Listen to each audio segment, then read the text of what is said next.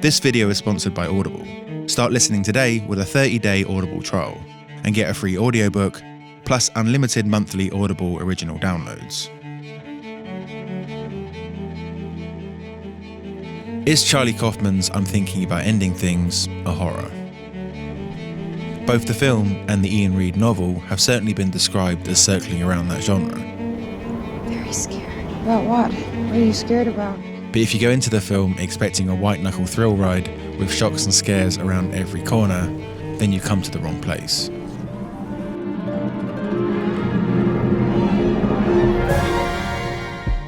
I mean, horror films don't typically have long poetry recitations, Sigh into the onslaught of identical days. extended homages to Oscar bait Ron Howard movies, and old-timey American musicals.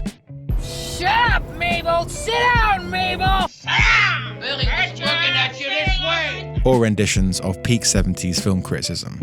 Hello, Pauline Kael. The movie is entirely tendentious. It's all planned, yet it isn't thought out. It's inchoate, it's inarticulate, the characters aren't shaped, but visually it's quite extraordinary.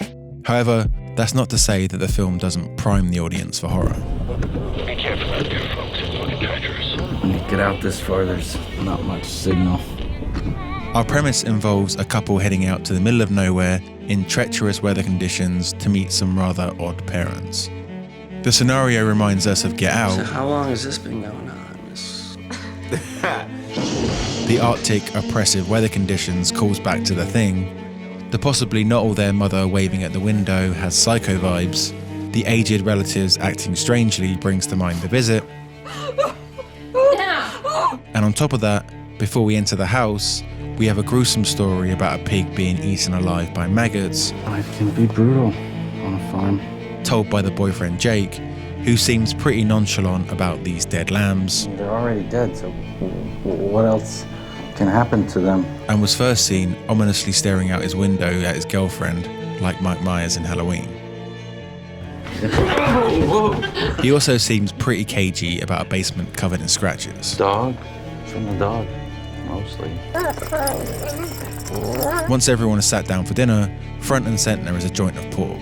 That feels quite repulsive after the pig story, and our young protagonist seems to be inundated with calls from a friend, potentially warning her of the peril that's on the horizon. With all this anticipation loaded in the chamber, we're expecting some kind of terror to be unleashed. Yet all of these horror prompts don't resolve in any typical fashion. Whilst the dinner is suitably tense and unnerving, with subjective shots including a disgusting-looking toe, overbearing angles of the mother, and low-angle, oppressive shots of our protagonist on edge, it's Jake who actually seems the most ill at ease. And the horror, if you can call it that, is instead just excruciatingly commonplace. That sounds lovely. Jake used to paint too, of course. He worked really hard at it. Oh, I didn't know that. He was very good. Mom. Oh. It all circles around Jake's feelings of disappointment about himself and the parents that raised him. The father is a Philistine when it comes to art. How can a picture of a field be sad without a sad person looking sad in the field? The mother is overzealous in singing her son's praises, in contrast to his feelings of inadequacy. I told everyone you knew every answer in the Genius edition. I was very proud of that. Why didn't we get the Genius? No! Genius edition. This dinner is something fairly mundane that you or I may have experienced, but for Jake it's exaggerated to the level of horror, because if you didn't know already, we're essentially in his imagination. Who we thought was our protagonist is instead a figment of another character's psyche. We don't know if Jake ever knew her in any meaningful way, but now she's trapped in the mind of the older Jake, who is looking back at past regrets. So, in typical genre fashion, when she finally goes down to the dreaded basement, only to find janitor's work clothes, it's a subjective representation of Jake's feelings. For him, his girlfriend finding out who he really is appears like a horrific revelation he would like to hide. especially when he tries so hard to show off his smarts. A fan of Wordsworth, then? His poem Ode, Intimations of Immortality. Not sure Tolstoy got that one right. It's a book of essays by David Foster Wallace. This scene is also staged in classic horror tradition, Jake? with the camera following as the character goes into an unknown environment with whirring winds and a creaking door. It even has a jump scare moment of a hand touching a shoulder. Sorry, you scared me. Oh, I'm sorry. It is a genuine shock that the father is suddenly much older, somewhat playing on the convention of ghost-like apparitions. I see dead people. Well, if you were there, you wouldn't see yourself, right? Well, I would if I looked down. I'm not a ghost. But once again, it ends up relating to something quite ordinary. The father is suffering from Alzheimer's? Dementia? Lewy bodies? Yeah, I think that's it. similar to the mother here, where what sounds like possible schizophrenia As if I'm constantly being whispered to. is in fact just tinnitus. It's not uncommon in horror for the aged to be used as exaggerated horror devices.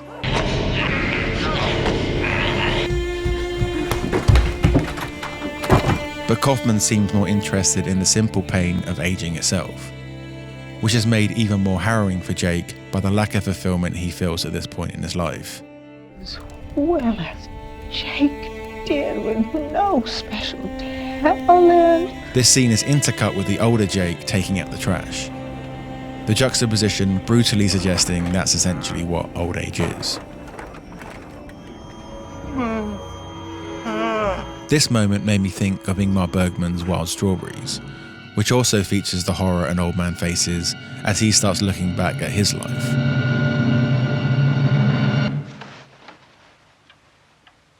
Now, Bergman only made one out-and-out horror, Hour of the Wolf, but his psychologically raw, searing films are a major influence on the contemporary horror filmmakers Robert Eggers and Ari Aster.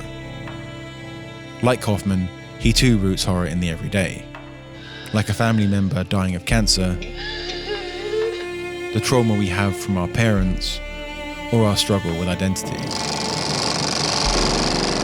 That final one is the other quote-unquote horror our protagonist found in this room, with things like the Pauline Kael and poetry book, both of which she recites. Coming home is terrible, whether the dogs lick your face or not. What at first may seem like the psychological horror trope of a character losing grip on reality is instead a crisis of identity. Most people are other people. Their thoughts are someone else's opinions, their lives a mimicry, their passions a quotation. That's an Oscar Wilde quote. This is par for the course with Charlie Kaufman, who's been playing these mind games his whole career. Whether it's being John Malkovich, where a portal is found that can go into someone else's consciousness,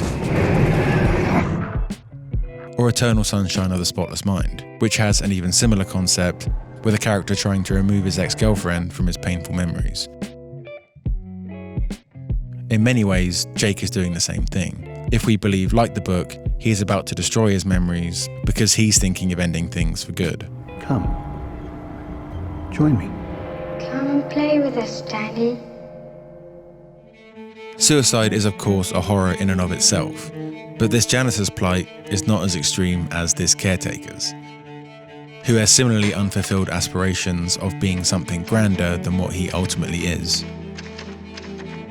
The Shining, another snowbound horror, which the film also resembles in its use of symmetry, is itself hardly a typical genre film, with its glacial pacing and Kubrick's high-minded intentions.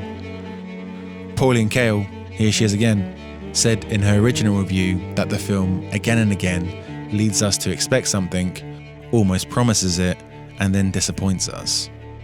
She wasn't saying this in a positive way, the review was a pan, but for me, these disappointments are actually a key part of why I think films like The Shining, and I'm Thinking About Ending Things, are so mysterious and thought-provoking. A horror film will typically set you up and then give you the thrill you are looking for. It satiates you like a roller coaster. But when you build that up only to leave it unresolved, it's as if, like our protagonist, you're trapped there.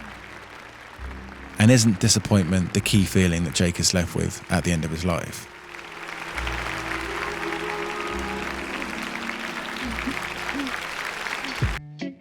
I'd like to thank Audible for sponsoring this video.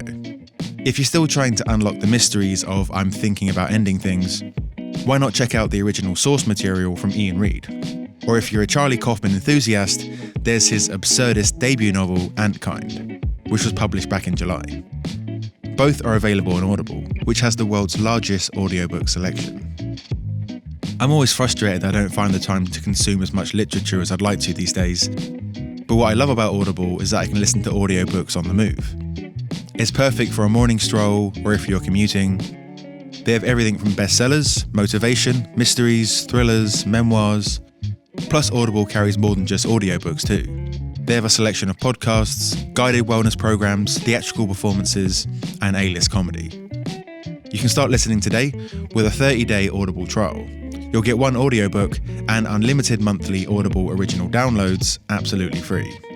To do that, just visit audible.com/discardedimage or text discarded image to 500 500.